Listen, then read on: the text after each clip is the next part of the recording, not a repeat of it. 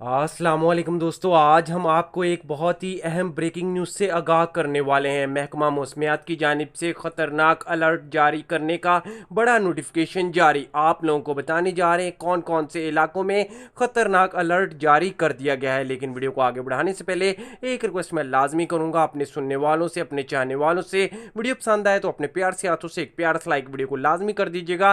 Channel पर first time है तो चैनल को सब्सक्राइब और बेल आइकन को लाजमी दबा लेना है ताकि ऐसी मजीद मालूमाती वीडियो सबसे पहले हम आप तक पहुंचाते रहें। तो बात करते हैं महकमा मौसमियात की जानिब से कौन से इलाकों को अलर्ट जारी कर दिया गया है। आज का दिन आखिरी होगा गर्मी का। महकमा मौसमियात की जानिब से पाकिस्तानियों को खुशखबरी सुना दी गई है। लगातार एक महीना यानी 30 दिन बारिशें होंगी। कल से बारिशें शुरू हो रही हैं और बड़ी तबाही का भी साथ में खतरनाक अलर्ट जारी कर दिया गया है। ये बताया जा रहा है कि सुबह सिंध और पंजाब में खतरनाक बारिशें, आंधी और तूफान आने के खतरात भी मंडरा रहे हैं। इसलिए आप लोगों ने लंबा सफ़र नहीं करना, लंबे सफ़र से परहेज करना है। आज गर्मी का आखिरी दिन बताया जा रहा है।